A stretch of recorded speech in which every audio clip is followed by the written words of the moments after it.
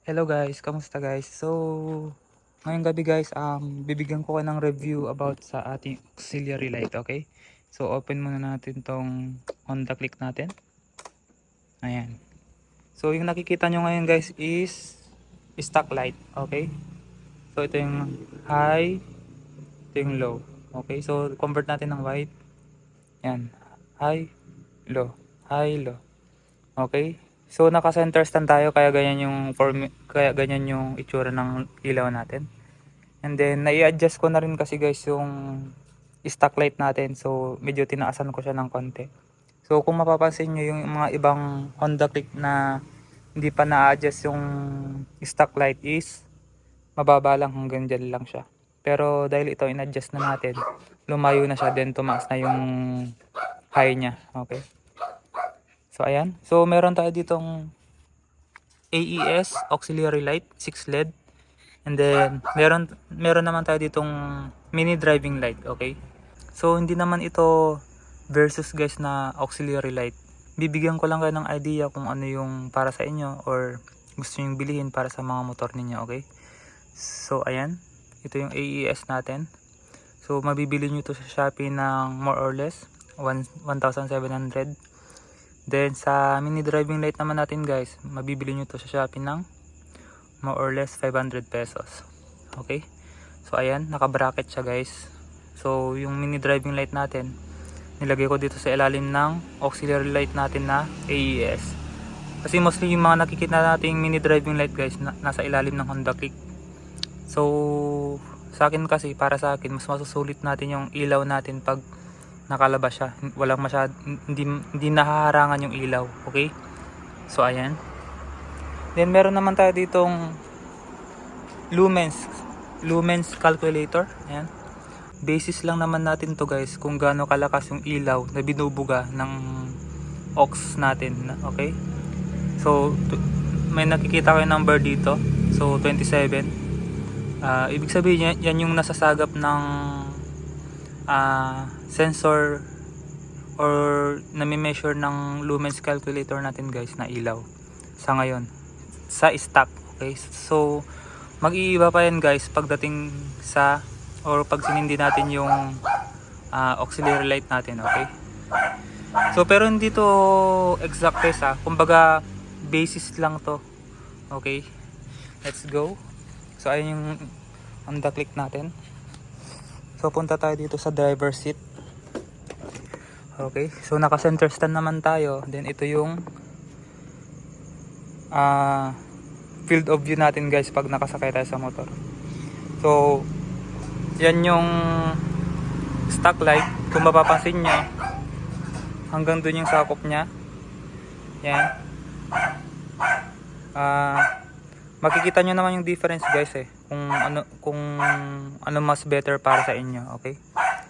So itong mini driving light mo na yung itetest natin. So ito yung low nya, okay? Diyan yung low, yan, and then siyempre yung reflection nya andun na, pero hanggang dito lang yung tama nya guys, yung quad natin hanggang dyan lang. Then yung nasasagap ng lumens calculator natin pag nakalo yung ilaw natin is 129. Then ito naman yung high natin guys, high. Ayan, high natin. So kung makikita nyo guys, meron tayong solid light doon. So yan yung tama ng mini driving light natin kapag naka high siya. Okay, para siyang rectangular shape siya. Okay, then ito yung mga buga nya guys. Yan, hanggang dyan. Basta pag may nakikita kayong item dyan guys, yun yung buga ng driving light natin. So yan, nakikita nyo naman, diba? So example, patayin natin. So halos wala na kayong makita dito sa side na to, sa right side, then sa left side. Pero pag sinindi nyo yung high nya, may makikita na kayo, okay? And then yung lumens nya guys is 2,700 to 2,800, okay? Kaya mas nakaka-measure siya ng mas mataas na lumens. Okay, kumbaga yung ilaw natin na to, itong mini driving light is mas direct yung tapon niya or bato niya ng ilaw, mas direct. Ibig sabihin hindi siya masyadong kalat, mas powerful siya pag malayo. Okay? Then ito na, patayin natin yung mini driving light natin. Okay? Yan yung stock. Ito yung high. Then ito yung mini driving light ulit natin. High, low. Okay? So sa AES naman tayo guys na auxiliary light na 6 LED. So ito na guys. Boom, ayan. So i-focus natin sa gitna guys para makita natin yung tapon ng ilaw. So yan guys yung tapon ng ilaw niya guys. Yan. Tapon niya ng ilaw guys. Yan. Then yung sakop niya guys is yan. Sobrang lawak din guys. Actually nakikita mo rin dito eh. Ayan o. Then may nakikita ka na rin dito na part na item. Okay. Then dito sa baba. Masyadong malakas talaga yung buga niya. Ganyan. Sakop niya ang 2 lanes. Hindi lang eh. Baka 4 lanes pa to pag nasa highway ka. Yan. Then lampas na talaga siya sa pader. Ayan. Okay. Dito naman sa AES guys na auxiliary light. Wala siyang low or high. I mean wala siyang color yellow na ilaw. Okay. Kumbaga white lang talaga siya. So kung ikaw yung rider na mahilig mag-rides na pang malayuan, marerecommend ko din sa itong AES kasi maganda to sa mga cornering ganyan. Mas kita mo yung mga side ng dadaanan mo. Okay. And then ang maganda naman dito sa mini driving light guys, meron na siyang two-way color, meron na siyang white and meron na rin siyang yellow. Alam naman natin guys na very useful tong yellow lalo na pag tag-ulan or ma-fog yung dinadaanan. Okay. Para mas kita mo. Pag white kasi guys, tapos malakas yung ulan, halos wala kang makita. Lalo na pag fog, kakalat lang yung ilaw. Okay? So, ayan. And then, sa long term review ko naman guys sa AES na ilaw natin guys, hindi talaga siya waterproof. Actually, napapasukan siya ng pakonti-konting tubig. And then, nagfo-fog siya sa loob. Kaya, mini-maintain ko rin yung ilaw na yan. Ino-open ko, nililinisan ko, dinadry ko, ganun. Then dito naman sa mini driving light naman natin guys, all season siya guys, mapaulan man o umaraw, goods na goods siya. And then super friendly budget naman siya guys. Okay. So ayan guys, kung anong mas gusto nyo dito guys na bilhin or i-invest para sa inyong mga motor guys, ayan. Ito yung mini driving light natin. High, low. Then yung itong low naman guys, pwede mo naman pagbaliktarin. Pwede mo itong gawing high, pwede mong gawing low. Okay, ganun din sa white niya. Okay, so yan yung sakop niya. Alright. Yun yung bato niya talaga guys, ayan. Then muntik ko nang makalimutan guys. Itong mini driving light natin guys, mas malayo yung nare-reach ng ilaw. Okay. I mean is kapag ginamit mo tong high niya or low, kapag inilaw mo sa madilim talaga, mas malayo yung sight mo.